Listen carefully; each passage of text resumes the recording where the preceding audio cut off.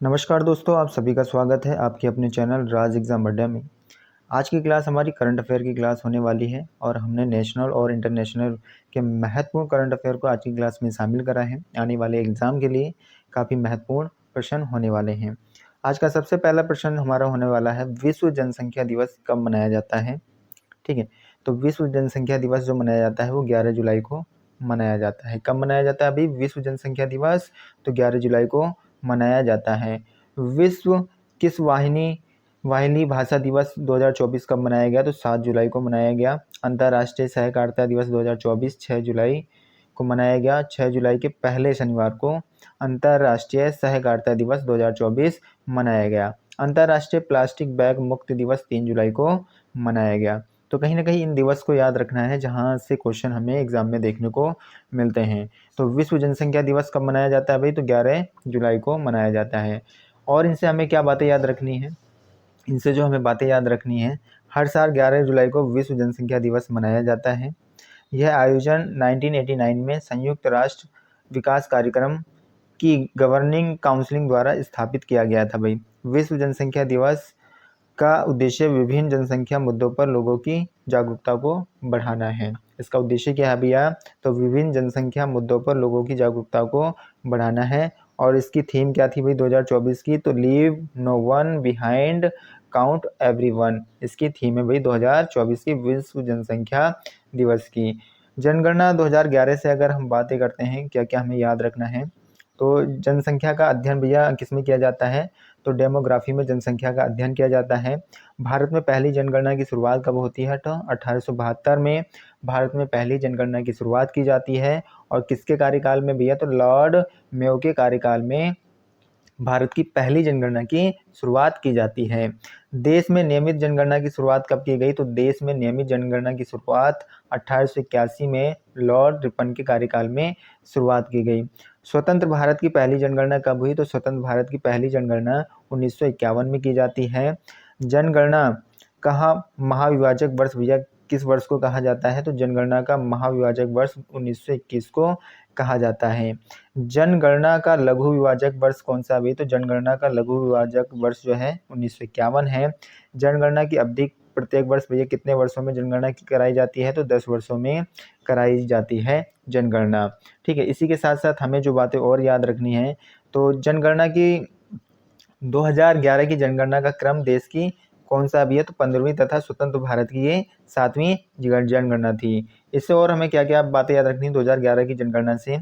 तो 2011 की जनगणना का आदर्श वाक्य क्या था? तो हमारी जनगणना हमारा भविष्य। प्रथम जनगणना कमिश्नर कौन थे भाई? प्रथम जनगणना के समय कमिश्नर कौन थे? तो डब्ल्यू फ्लोरडेन थे। कौन थे भाई? तो डब्ल्यू फ्लोरडेन प्रथम जनगणना के कमिश्नर थे। कुल जनसंख्या कितनी थी 2011 की जनगणना के अनुसार? तो 121.08 करोड़ थी भैया जनगणना 2011 के अनुसार भारत की। भारत में विश्व जनसंख्या का कितना परसेंट भाग है? तो 17.5% भारत में विश्व जनसंख्या का भाग है। पुरुष जनसंख्या की बात करें तो 62.32 करोड़ है भाई। और अगर परसेंटेज में बात करें तो 51.47% है 2011 जनगणना के अनुसार पुरुष की जनसंख्या। महिला जनसंख्या की बात करें तो लगभग 59 करोड़ है भैया, यानी कि 58.75 करोड़। और अगर परसेंटेज में बात करें तो 48.53% भैया महिला जनसंख्या है 2011 की जनसंख्या के अनुसार। दशकीय वृद्धि की बात करें तो भैया 17.7% है। वार्षिक वृद्धि दर की बात करें तो 1.64% है भैया 2011 की जनगणना के अनुसार वार्षिक वृद्धि दर भाई। कुल साक्षरता दर की बात करें तो कुल साक्षरता कितनी है भैया 2011 की जनगणना के अनुसार? तो 73% है। और पुरुष साक्षरता की बात करें तो 80.9% भैया 2011 की जनगणना के अनुसार। महिला साक्षरता दर की बात करें तो 64.6% है। और लिंगानुपात की बात करें तो 943 महिलाएं हैं 1000 पुरुष पर। तो कहीं ना कहीं 2011 की जनगणना से ये इतने पॉइंट याद रखने हैं जहां पर एग्जाम में हमें अच्छे खासे नंबर में क्वेश्चन देखने को मिलते हैं। और यहीं से क्वेश्चन कहीं ना कहीं 2011 की जनगणना से बनते हुए आए हैं। इसके अलावा और हमें बातें याद रखनी है संयुक्त राष्ट्र जनसंख्या कोष। ठीक है, संयुक्त राष्ट्र जनसंख्या कोष की बात करें, UNFPA की जनगणना की स्थापना कब की गई? तो 1969 में की गई। और संयुक्त राष्ट्र की एक एजेंसी के रूप में काम करती है भाई। UNFPA का मुख्य कार्य सभी विशेषकर महिलाओं और युवाओं के लिए यौन और प्रजनन अधिकार का विकल्प सुनिश्चित करना है। इसका मुख्यालय क्या है? तो न्यूयॉर्क, संयुक्त राज्य अमेरिका में इसका मुख्यालय है भाई। इसी के साथ साथ हमें ये भी बात याद रखनी है कि संयुक्त राष्ट्र जनसंख्या कोष UNFPA की रिपोर्ट में भारत की जनसंख्या कितनी है भैया? तो 144 करोड़ तक पहुंचने का अनुमान लगाया गया है। किसके द्वारा लगाया गया है भाई? तो संयुक्त राष्ट्र जनसंख्या कोष के अनुसार। चीन की जनसंख्या कितनी होगी भाई? तो चीन की जनसंख्या का जो अनुमान लगाया है इस एजेंसी ने, तो 142.5 करोड़ आबादी के साथ दूसरे स्थान पर है। भारत की कुल जनसंख्या का लगभग 24% यानी 0 से 14 वर्ष की आयु वर्ग में है। सबसे कम आबादी वाले देश भैया कौन कौन? सबसे कम आबादी वाले देश की बात करते हैं। विश्व जनसंख्या समीक्षा के अनुसार वेटिकन सिटी दुनिया का सबसे कम आबादी वाला देश है, जिसकी अनुमानित आबादी कितनी है भाई? 2024 में 526 है। ठीक है। वेकेंटन सिटी से और हमें क्या बात रखनी है? वेकेंटन सिटी के बाद प्रशांत महासागर का द्वीपीय देश तुवालू दुनिया का दूसरा सबसे कम आबादी वाला देश है भैया। कौन सा? तुवालू दुनिया का दूसरा सबसे कम आबादी वाला देश है। और उसके बाद प्रशांत महासागर का ही द्वीप देश नाउरू तीसरे स्थान पर है भाई। तो पहले स्थान पर कौन सा है? वेकेंटन सिटी, और दूसरे स्थान पर तुवालू, और तीसरे स्थान पर भैया नाउरू तीसरे स्थान पर है भैया। ये क्या है? जनसंख्या में कम सबसे। इतने पॉइंट हमें कहीं ना कहीं पहले क्वेश्चन से याद रखने, जो एग्जाम के लिए काफ़ी महत्वपूर्ण होने वाले हैं। सेकंड क्वेश्चन पर आते हैं। आज का दूसरा जो हमारा क्वेश्चन होने वाला है, तो 16वें वित्त आयोग ने 5 सदस्यीय सलाहकार परिषद का गठन किया है, और इसके अध्यक्ष कौन है भैया? तो इसके अध्यक्ष जो है पूनम गुप्ता है। कौन है भाई? तो पूनम गुप्ता 16वें वित्त आयोग ने 5 सदस्यीय सलाहकार परिषद का गठन किया, और जिसके अध्यक्ष कौन बनाए गए हैं? तो पूनम गुप्ता को बनाया गया है। सिद्धार्थ मोहंती की बात करें, LIC के अध्यक्ष हैं ये। सुजाता सैनी की बात करें तो महाराष्ट्र की पहली महिला मुख्य सचिव हैं भाई। कौन? सुजाता सैनिक। ठीक है। और नीना सिंह की बात करें तो नीना सिंह CISF की पहली महिला महानिदेशक हैं। तो कहीं ना कहीं ये पॉइंटें भी हमें याद रखनी है। इसके अलावा आगे चलते हैं। 16वें वित्त आयोग के अध्यक्ष अरविंद पनगड़िया ने 16वें वित्त आयोग ने 5 सदस्यीय सलाहकार परिषद का गठन किया। सलाहकार समिति की अध्यक्षता पूनम गुप्ता करेंगी। अन्य सदस्य की बात करते हैं। DK श्रीवास्तव, नीलकंठ मिश्रा, प्राजूल भंडारी और राहुल बाजोरिया, ये अन्य सदस्य हैं भैया किसके? 16वें वित्त आयोग के, जो 5 सदस्यीय सलाहकार परिषद का गठन किया गया। इस परिषद का कार्य राजकोषीय हस्तांतरण से संबंधित मामलों पर राष्ट्रीय और अंतर्राष्ट्रीय उपायों की तलाश करना है भैया। इसका क्या है? इसका ये मुख्य कार्य है। वित्त आयोग की बात करें तो वित्त आयोग संविधान के अनुच्छेद 280 के 1 के तहत स्थापित एक संवैधानिक बॉडी है।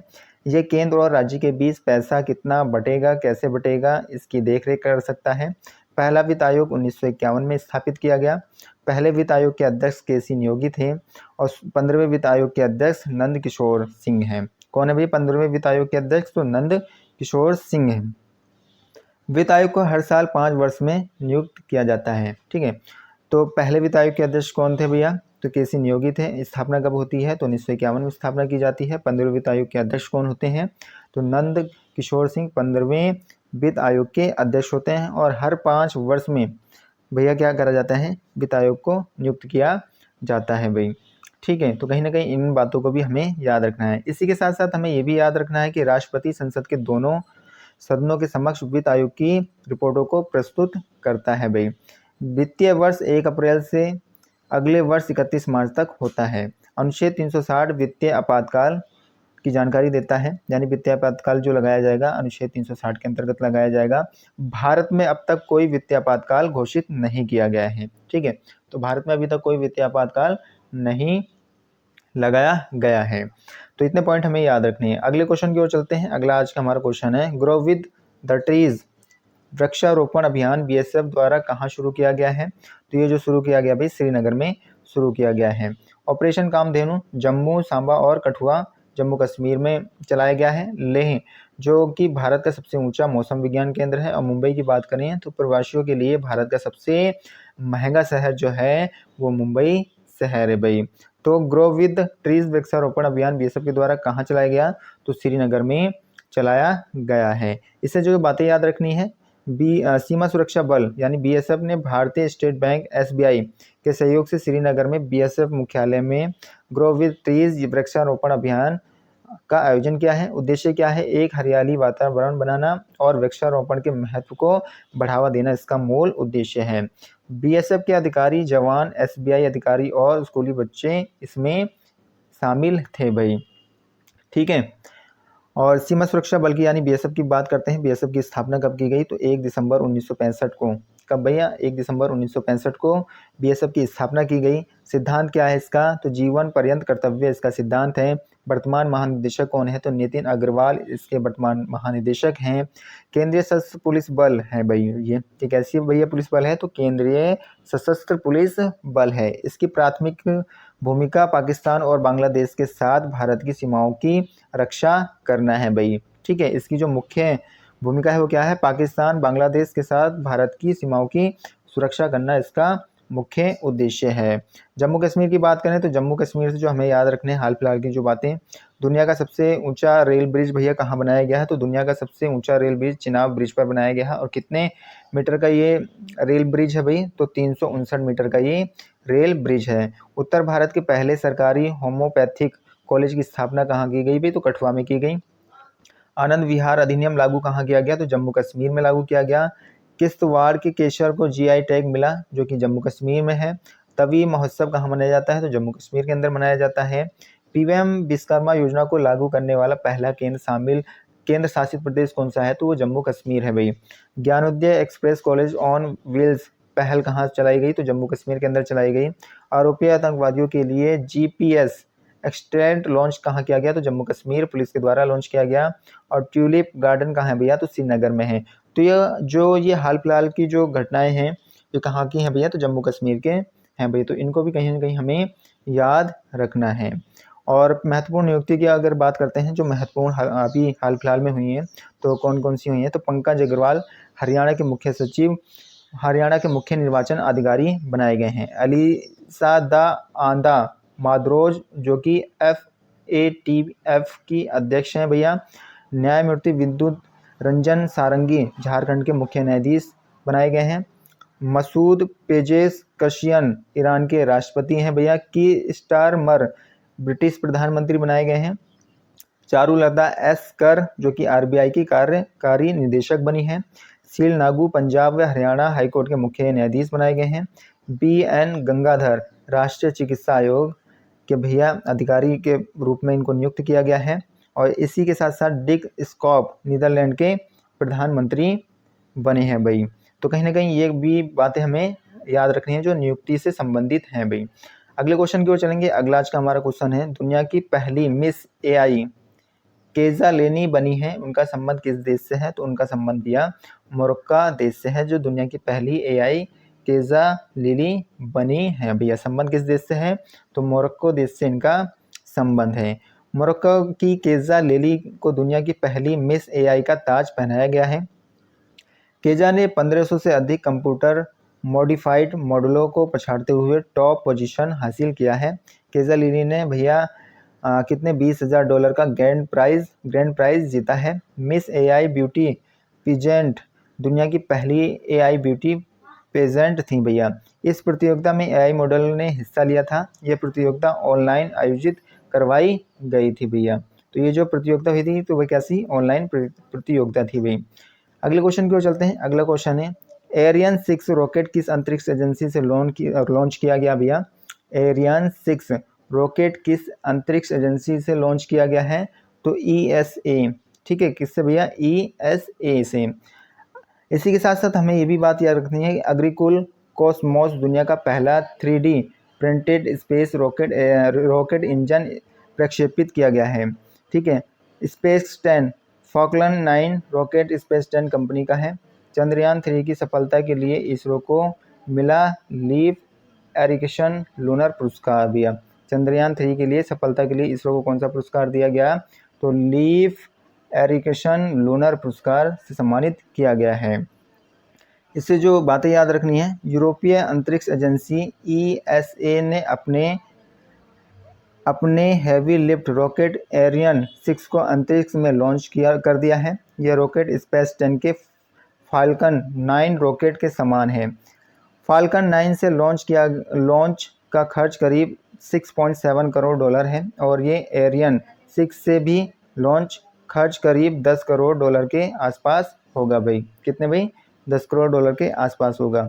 यूरोपीय अंतरिक्ष एजेंसी की बात करें तो इसका गठन कब किया गया भाई? तो इसका गठन जो किया जाता है 30 मई 1975 को किया जाता है। इसका जो हेडक्वार्टर है कहाँ भाई? पेरिस, फ्रांस के अंदर इसका हेडक्वार्टर है। सदस्य देश कितने हैं? तो 22 इसमें सदस्य देश हैं। कितने हैं भाई? तो 22 सदस्य देश हैं। यूरोपीय स्पेस एजेंसी के एक्सो मार्स और मार्स एक्सप्रेस मिशन ने मंगल ग्रह पर भारी मात्रा में पानी होने का पता लगाया है भाई। कहाँ पर? मंगल ग्रह पर भारी मात्रा में पानी होने का पता लगाया है। महत्वपूर्ण करंट अफेयर और भी जो हमें याद रखने हैं वो क्या याद रखने हैं? इसरो और विप्रो 3D ने 3D प्रिंटर रॉकेट इंजन का सफल परीक्षण किया है। रूस के अंगारा A5 रॉकेट का सफल प्रक्षेपण किया गया है। पाकिस्तान ने एडवांस रॉकेट सिस्टम फतेह सेकंड का सफल परीक्षण किया है। रुकाई रूट एरोस्पेस ने विक्रम फर्स्ट रॉकेट का अनावरण किया है। चीन ने दुनिया का पहला मीथेन से उड़ने वाला रॉकेट लॉन्च किया है। इसरो ने सबसे छोटा rocket SSLV D2 Satish Dhawan अंतरिक्ष केंद्र से लॉन्च किया है भाई। ठीक है, अगले क्वेश्चन की ओर चलते हैं। अगला आज का क्वेश्चन है, हाल ही में यूनेस्को के द्वारा कितने देशों में बायोस्फीयर रिजर्व घोषित किए गए हैं? बताइए कितने देशों में? तो 11 देशों में यूनेस्को के द्वारा भैया बायोस्फीयर रिजर्व घोषित किए गए हैं। कितने देशों में? तो 11 देशों में। यूनेस्को के द्वारा 11 देशों में 11 नए बायोस्फीयर रिजर्व नामित किए गए हैं। ये नए बायोस्फीयर रिजर्व कुल 37,400 वर्ग किलोमीटर क्षेत्र में फैले हैं भैया। कितने क्षेत्र में फैले हैं? तो 37,400 वर्ग किलोमीटर क्षेत्र में फैले हैं। बायोस्फीयर रिजर्व के विश्व नेटवर्क में अब तक 136 देशों में 759 साइटें शामिल हैं। पहली बार बेल्जियम और गाम्बिया में यूनेस्को द्वारा बायोस्फीयर रिजर्व नामित किए गए हैं भाई।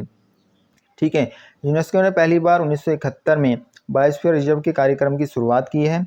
भारत ने अपना पहला biosphere reserve Nilgiri biosphere reserve Tamil Nadu 1986 में स्थापित किया है। वर्तमान में भारत में 18 बायोस्फीयर रिजर्व हैं, जिनमें से 11 यूनेस्को के world network of biosphere reserve के तहत शामिल हैं भाई। ठीक है, अगले क्वेश्चन की ओर चलते हैं। अगला आज का हमारा क्वेश्चन है, 10वें ब्रिक्स संसदीय मंच में भारतीय संसदीय प्रतिमंडल का नेतृत्व कौन करेंगे भाई? तो किनके द्वारा किया जाएगा? तो ओम बिरला के द्वारा किया जाएगा।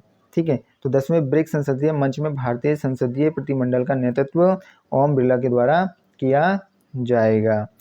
लोकसभा अध्यक्ष ओम बिरला 11 से 12 जुलाई को रूस के सेंट पीटर्सबर्ग में आयोजित होने वाले 10वें ब्रिक्स संसदीय मंच में भारतीय संसदीय प्रतिमंडल का नेतृत्व करेंगे। प्रतिनिधि मंडल में राज्यसभा के उप सभापति हरिवंश, राज्यसभा सदस्य शंभू शरण पटेल और लोकसभा महासचिव उपल कुमार सिंह और राज्यसभा महासचिव PC मोदी शामिल होंगे। ठीक है, 10वें ब्रिक्स संसदीय मंच का विषय क्या रहेगा भाई? तो समान वैश्विक विकास और सुरक्षा के लिए बहुपक्षवाद को मजबूत करने में संसदों की भूमिका। ठीक है, तो ये इसका मुख्य विषय रहेगा। अगर ब्रिक्स की बात करें तो ब्रिक्स की स्थापना कब की जाती है? तो 2006 में ब्रिक्स की स्थापना की जाती है। 2010 में दक्षिण अफ्रीका शामिल होता है। पहला ब्रिक्स शिखर सम्मेलन 16 जून 2009 को रूस के येकातेरिनबर्ग में होता है। ब्रिक्स का मुख्यालय शंघाई चीन के अंदर है। और सदस्य देशों की बात करें तो 10 सदस्य देश इसमें कौन से? ब्राज़ील, रूस, भारत, चीन, दक्षिण अफ्रीका, मिस्र, इथोपिया, ईरान, सऊदी अरब और UAE। ठीक है, तो ये 10 देश शामिल हैं। और 2024 में ब्रिक्स शिखर सम्मेलन कहाँ हुआ अभी? तो रूस के अंदर होगा भाई। ठीक है, ब्रिक्स सम्मेलन 2024 रूस में होगा। ठीक है, अगले क्वेश्चन की ओर चलते हैं। अगला आज का हमारा क्वेश्चन है, पेरिस ओलंपिक 2024 में टीम इंडिया का मुख्य प्रायोजक कौन बनेगा? पेरिस ओलंपिक 2024 में टीम इंडिया का मुख्य प्रायोजक कौन बना है भाई? तो जो बने हैं ये अदानी समूह बने हैं। कौन बने हैं? अदानी समूह बने हैं। टाटा समूह ने 2027 तक महिला प्रीमियम लीग के लिए टाइटल प्रायोजक बना है। कौन भैया? टाटा समूह। ड्रीम 11 भारतीय क्रिकेट टीम मुख्य जर्सी प्रायोजक है। और अमूल T20 क्रिकेट विश्व कप 2024 में अमेरिका की टीम का प्रायोजक है भाई। तो कहीं ना कहीं इन बातों को भी हमें याद रखना है। इससे और क्या बातें याद रखनी है, अडानी समूह ने पेरिस ओलंपिक 2024 में टीम इंडिया के लिए मुख्य प्रायोजक के रूप में घोषणा की है।